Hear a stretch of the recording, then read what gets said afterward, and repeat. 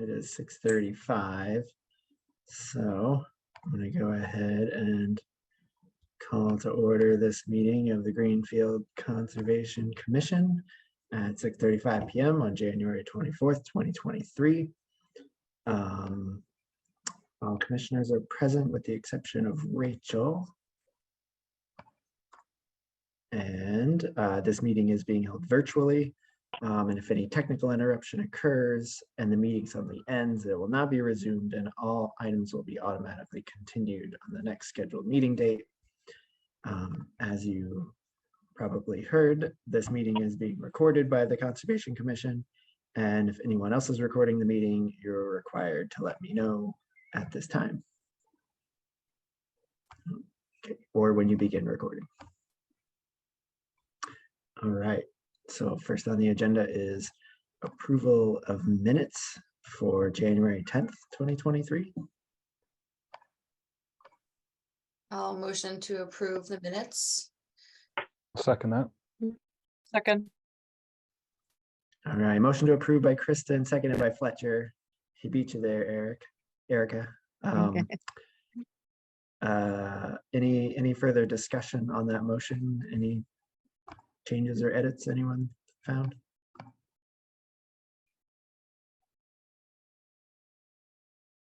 All right, hearing none.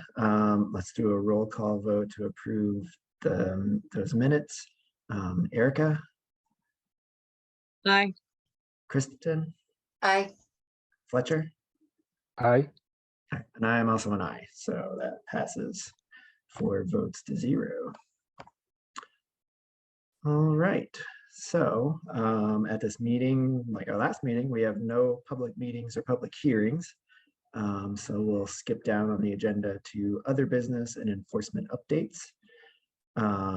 And first on that list is a request for a certificate of compliance, Verde Drive subdivision, DEP file number 168-0233. And I see Chris is here to talk about that project. Chris, I don't know if you could, just give us a broad overview of the whole project and, its status now that it's wrapped up, I guess. Okay, I started the project back in 2005, and I finished the first phase. I think it was about 15 lots at that time, and the town accepted it. And that was 2007. And then I started the second part 4 years ago. And now I've got the last house all built, so it is completed now. So I'm done. Okay. Yeah, and so just to remind everyone, this was a file number. This was, like you said, a file from an order of conditions from 2005. And it's one that in speaking with Chris, I think he got some bad advice about when to file for a certificate of compliance, because the original, here I can share this.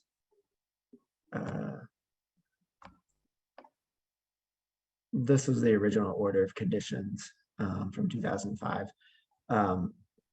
The original order of conditions was for the subdivision as a whole, meaning like the roads, storm drains, things like that. It wasn't actually for houses. And just to remind everyone on the commission that previously, when we've had to talk to Chris about projects there, I've spoken with DEP, and it sounds like the way things like this are supposed to happen is there would be an order of conditions for building the subdivision, building the roads and storm drains and all that. And then once that's completed, there would be a certificate of compliance, and that would be closed out. And then any houses that were built on lots in resource areas, those would be new file numbers with details about the houses. And then, you know, those would go through the process and then those would get closed out. And Chris, you can correct me if I'm wrong, but it sounded like you were saying that when you originally filed this, you were informed that you should wait until all of the houses were built and then close it out. Is that correct? Correct. That was what I was told. Yeah. And so I think he got some bad advice back when that happened. And Mitch and I we did a site visit out there, and so just to go down to the conditions on this original file, this is all the standard stuff about, you know, siltation barriers and no stockpiles. One interesting note is number 6, that it does not require a statement from a project engineer to get a certificate of compliance. So that we do not have. And then the only like actual conditions on this project are that number 10, a deed restriction shall be placed on the lots located in the 200-foot riverfront area of McCart Brook, stating that there shall be no work or cutting of vegetation within the 200-foot riverfront area, as outlined in the letter from Chris Warner dated January 7th, 2005. And Chris, I know you told us that did happen long ago when this project first started. Correct. That was one of the conditions of the planning board to accept the road before they would accept it, that this had to be done. Yes. Yeah. And Mitch, did you? I had you go checked. Yeah, through- those are in there. Okay, thanks. And then number 11 is the applicant shall survey the 200-foot riverfront line and shall place pins to demarcate it in order to put future owners on notice of where the line is. There should be a minimum of 3 pins per lot, 1 on each side and 1 in the middle of the property. And this was another thing that Chris had done. And we saw most of the pin. We didn't, like, a lot of these houses have been sold and they're like private property and some have no trespassing signs. So we didn't walk back behind all the houses, but we could see pins from the road that, you know, they were still there. And the one that he hadn't sold, we walked back and looked at too. So that's really all this. Oh, this is the letter about the deed restrictions. So that's really all this order of conditions was about, was building the roads, deed restrictions, and putting those pins. And then everything else that's happened out there with like different enforcement orders and everything, those should have been separate filings, you know, for building houses, you know, in resource areas or whatever. Are So- all of those enforcement issues closed at this stage? I think so. Mitch, do you? I think they're all closed. Yeah. I would say yes. There's none in. I'm just double checking. Okay.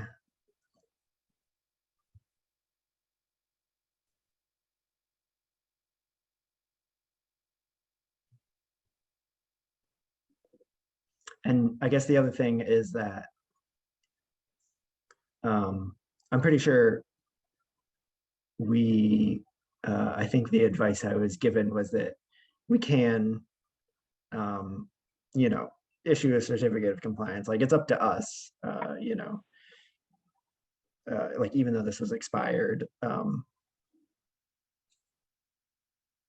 really the work that was going on for this order of conditions probably was done within those 3 years, because it didn't involve the houses specifically. And there are a lot of other file numbers and enforcement orders on different properties. But my opinion is that it seems pretty straightforward for this one. And I don't know, Mitch, if you have pictures from the site visit, maybe you could share. I mean, you can't really see much other than, we could see. Yeah, some I pins mean, you can behind see the some pins at houses, least. but at least we could show that. I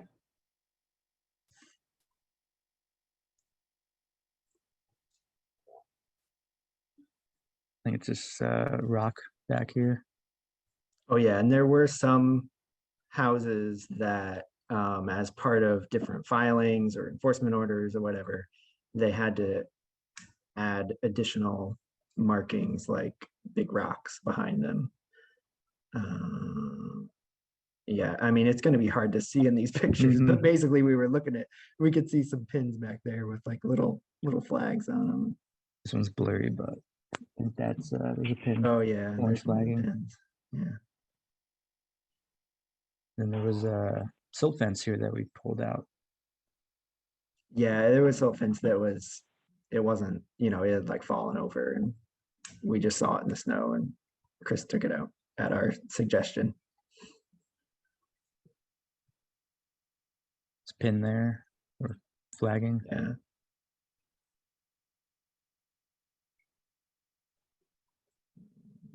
And then And this this- was right. This is an enforcement order. Yeah. And looks like it's doing well. But Yeah, that one's been closed out. Those rocks are two of the rocks that they put in as part of the enforcement order, right? Right. And the seed mix in that triangle shape. Yeah.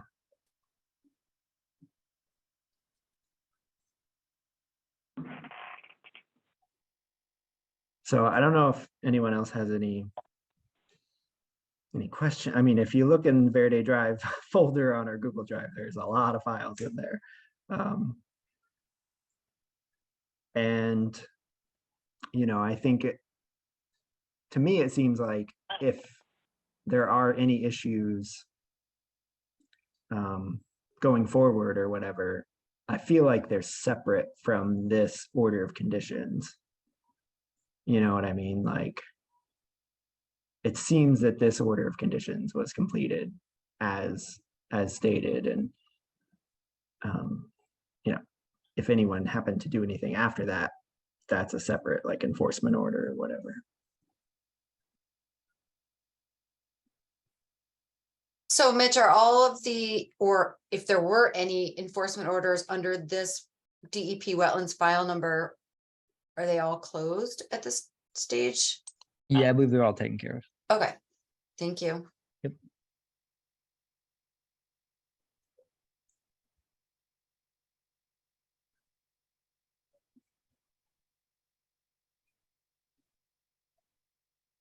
Erica, I know you've been on the commission longer than the rest of us, so I don't know if you have any any opinions or thoughts on this. Oh, you're muted, by the way. Sorry about that. Yeah, I mean, I remember when Sarah brought it to the commission attention, and then when we talked to Chris about, about all that, about the fact that he was, initially just supposed to make the roads and then, apply for the houses later. But yeah, I mean, it looks like for that order, it's complete, I guess.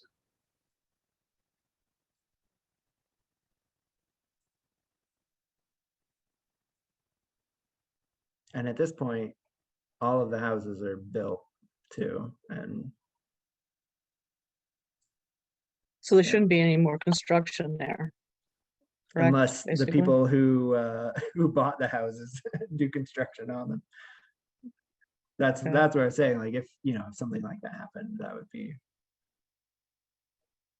not part of this order of conditions. So then is there an order of conditions for all the individual lots? I mean, if there should have been an NOI for all the individual lots, what, There were able to close those out too, or? there were it's complicated again. There are filings for some of the houses, and then some of the other ones had enforcement orders that those were then closed out. I guess- think all I So I think think all of there's that three. stuff's Three filing, like as far as individual lots go. yeah.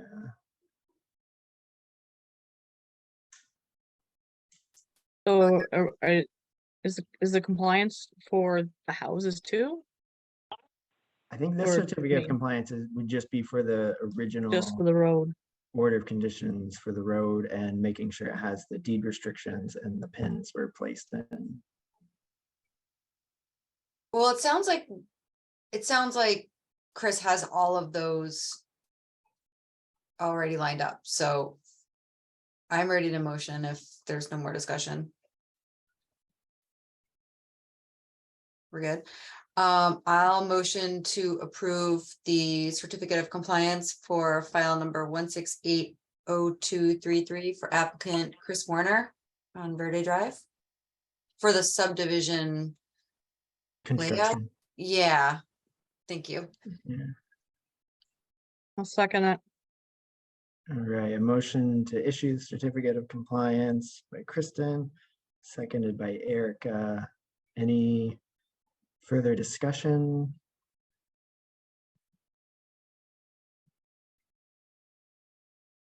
I guess the only other thing, the only other thing with certificate of compliance is, if there was something that was supposed to be done in perpetuity, I think in the certificate of compliance, you're supposed to say, like specify that those are in perpetuity, but the way the order of conditions was originally written, it said that he had to place those pins, but it didn't say that the pins had to be there in perpetuity.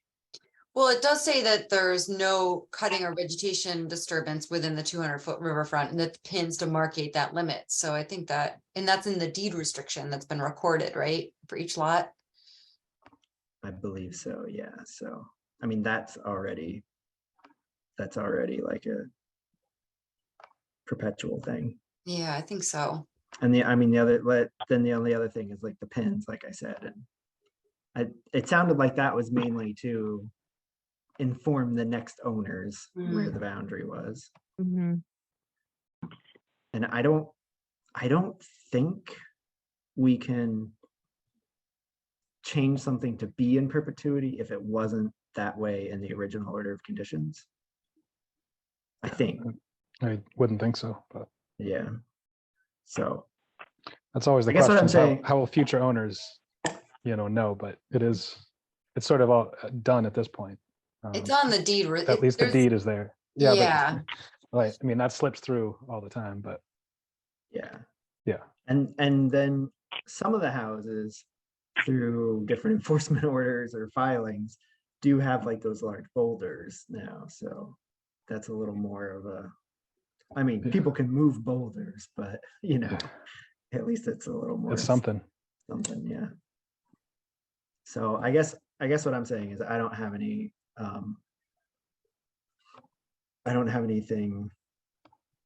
to add to it.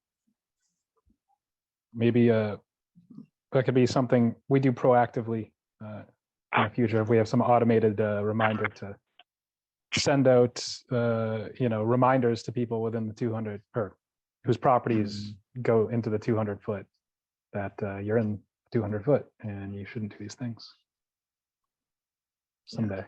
It's a totally different discussion, but I've thought about doing some kind of like mailers to people who have wetlands in or around the property. But okay. Now, if there's no other discussion, we can vote on issuing the certificate of compliance. All right, hearing none, we will do a roll call vote here. Kristen, Aye. Fletcher, Aye. Erica. Aye. All right, and I'm also an aye. So so we will be issuing a certificate of compliance for Verde Drive subdivision DEP file number 1680233. All right, Chris. So Mitch will be in touch to get that Thank you very, certificate of compliance to you. thank you very much. All right, thank you. Thank you. Yeah, bye. All right, so next on our agenda, update on police station drainage issue. Oh yeah, this was homework that I gave myself from our last meeting when we were talking about that property. I actually watched a couple capital improvements committee meetings. Yeah, that one that you put on the server is like 2.5 hours long. I normally log into these meetings a half an hour early to catch up on the paperwork, and I didn't have enough time to watch that. That was a long meeting. Did you watch them in full, Yeah. Travis? No, I skipped around looking for what I wanted. I watched it up through Christie. Hmm. But I have to say, the very first thing that they were discussing, they never said what it was. I didn't know what building they were talking about with the ADA bathrooms until like right near the end, somebody said something about it being the seat of the town or whatever. I actually thought, because you had put it up there for the police, I actually thought they were talking about the police building. And it wasn't, it was a town hall. Mm. Yeah, I'm trying to find. Where did that go? Okay. Yeah, so Chief Haig was in that meeting from 23:15 to 41:58. So just to give you an update, he talks about their capital funding for this year, and then people were asking him like, oh, how does that go with what you got last year? And he said that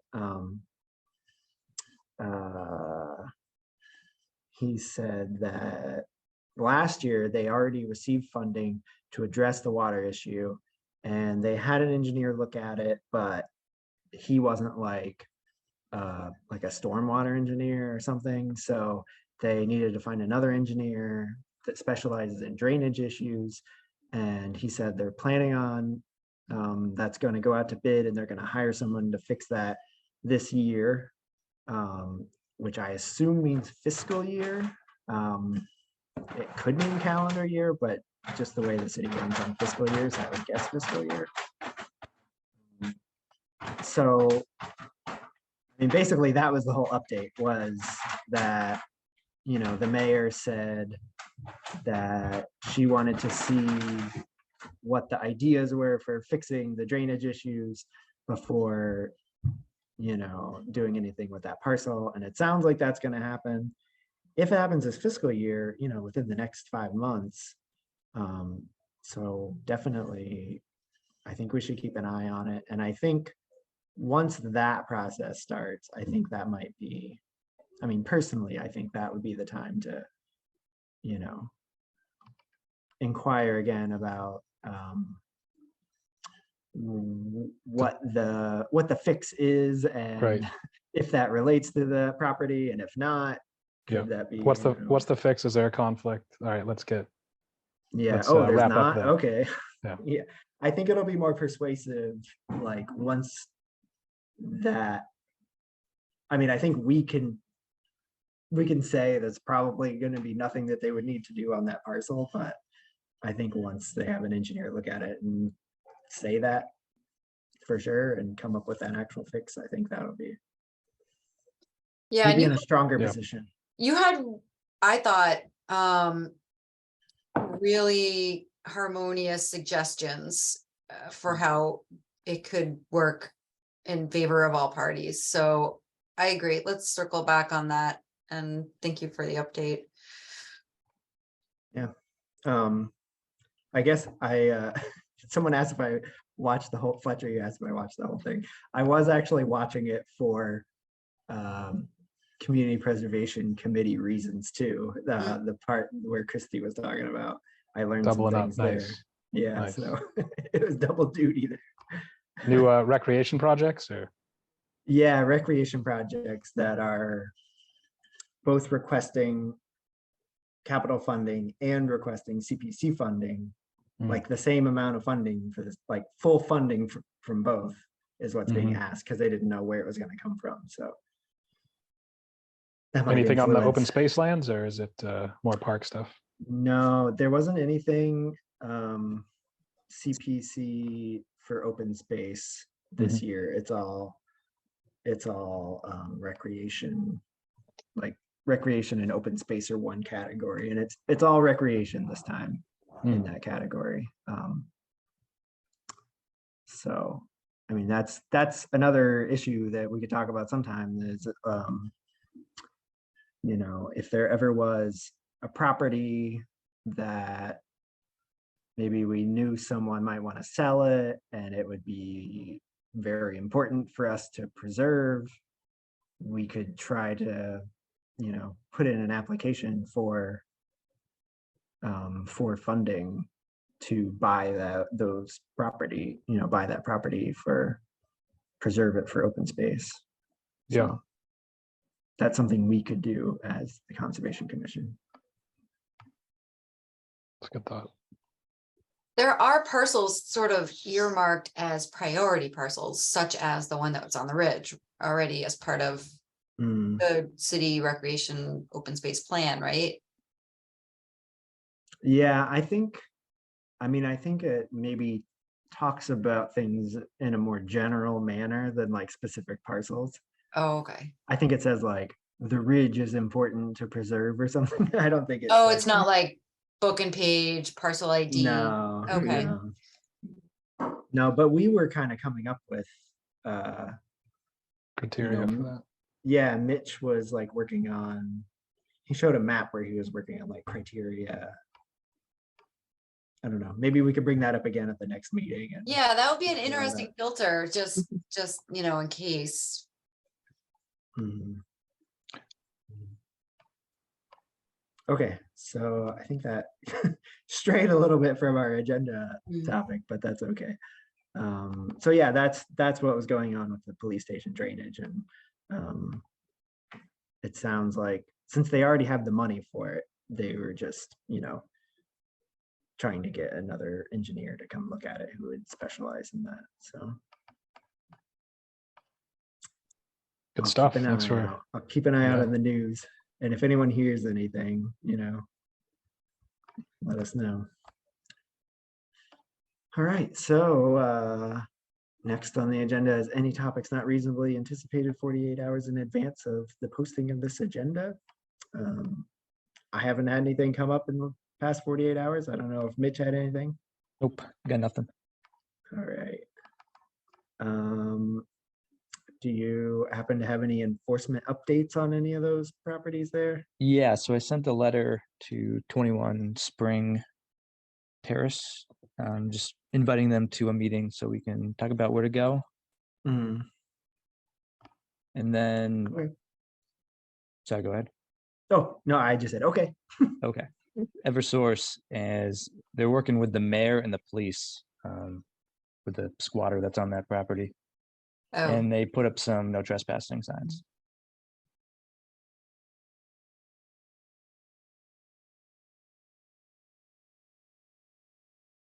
I should go back and watch that meeting that I missed, our meeting, because I think you guys talked about that some more in that meeting that I missed, and I didn't actually watch it. No, we didn't really get very far with that one. Okay. Okay, great. So project monitoring, correspondence, and site visit scheduling. We got a whole big list of active order of conditions and updates there. Is there anything going on, any of those? Erica had asked me to look into 105 Mohawk, which is not on that list, and it's because it expired as an OOC and they're finishing it as an RDA. But that doesn't expire till next year, and I checked in and they're still working on it. Okay. Okay. And they know they know when it expires. Yeah, they seem like they're on top of it. Okay, so Okay. they did have an order of condition. You said they had an order of conditions and it expired. Right. So then they got an RDA to finish it. Did they get what's that called? What is it called? Where it's like an invalid certificate of compliance or whatever to say that the work wasn't completed. It's a good You question. know? Not I a mean, partial COC, but like a, no, you Right. can, there's an option to say like, this work We was just never didn't finish. completed. Yeah. I don't know how that was handled at the time. I guess it'd be good to But I see. can I mean, check. otherwise that order of conditions is still out there, if, Yeah, I mean, it's from 2010 is when that started. hmm, They did actually put in the retaining wall and stuff. They kind of did everything they were supposed to except build the building. But I think that was part of it, was that they had to shore up So the yeah, bank. Because yeah. as far as I know, there's no COC, but the RDA actually has conditions talking about some of the conditions you'd see on an order of conditions, like how to wrap it up when you're done and stuff like that. mhm. And it actually requires them to get a COC. A COC for the RDA? Or for Well, the I guess original? for the original OOC. Okay. That's weird. It is a little weird. I guess if that happened again, I would say they should do a COC to start with and do the thing where, I don't remember what the checkbox is, but it says that the work wasn't completed, and then do a new filing for an RDA. That's how I would do it in the future, but we're stuck with how things have been done in the past, like with Verde Drive. So gotta make a lemonade out of those lemons, I guess. Well, I guess that's the end of our agenda. Maybe the shortest meeting we've ever had. that really. 7:07. Yeah, is there anything anyone wants to add to the next agenda? Like, should we talk about the ordinance again, or I don't know. Usually I'm the one telling Mitch like, hey, can we put this on the agenda? But if you guys have things that you think we should talk about too. I can ask when we're getting closer. If we're Yeah. looking light, I think we might actually have a couple public meetings. Okay. So Might be a longer meeting next time then. yeah. It's January. It's nice to be a little slow in the winter. Mhm.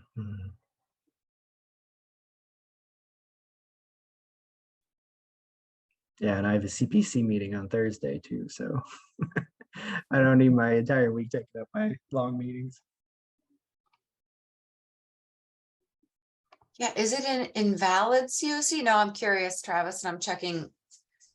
Yeah, I was trying to remember what the. So you can check this. So number 5 on Form 8A is 1, the work regulated by the above referenced order of conditions has been satisfactorily completed. 2, the following portions of the work regulated by the above referenced order of conditions have been satisfactorily completed. Use additional paper as necessary. Or 3, the above referenced order has lapsed and is therefore no longer valid, and the work regulated by it was never started. So would that be an invalid? I think you might be right. That's what it's called. Yeah, the only reason I know that is because with the whole Verde Drive thing, we were, talking about all these things and how that should work. Yeah, and I don't know in that case if it was partially completed, it sounded like they did some of the work. To me, it almost feels like it should be 2 COCs, like one, a partial COC on the work that they did complete, and then invalid on the rest of the work that they didn't complete. But that seems ridiculous that you'd have to do 2 like that. Well, I've done 2 on projects before. Maybe it's different circumstances though.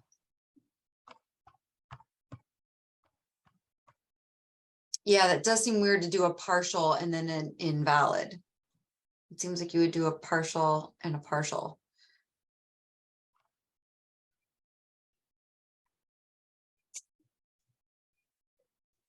What was the rationale for the change in approach as far as going to an RDA? Was it just that some of the work had already been done, like you said, and so it was sort of less scope or new scope or something? Yeah, I guess they got to a point where they could just finish it with an RDA. And I it see. was expired, so they couldn't just extend it. I see. What was for this work? Was this the solar project? This is a pizza place. Oh, Was and so they just, the scope of the project was reduced and so they were outside of resource area? Or they already completed the part that was in the resource area, I think. yeah. Oh, Yeah. So I found on the MACC forum, someone asking a question about an order of conditions that was issued, work started, and then the order of conditions expired and they wanted to do work again. The advice people were giving them was to issue a certificate of compliance using the invalid order of conditions option. And then they would have to do a new filing for the remainder of the work. That's what someone from a conservation commission said. And then that's what Michelle Girard, MACC Associate Director and Education Coordinator, said that she would recommend too. okay. Been told to use that option. It's just weird. It says, and it never started. I know. Seems like it's, Mhm. they could change that wording. Yeah.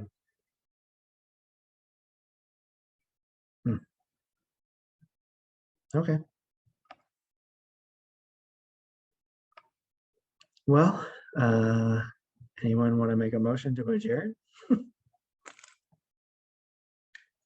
Always Make a me. motion to adjourn. Thank you. I'll second you, Erica. All right, Thanks for motion to adjourn saving by me. Erica, Okay. seconded by Kristen. All of those in favor of adjourning? Aye. Bye. All right, that passes unanimously.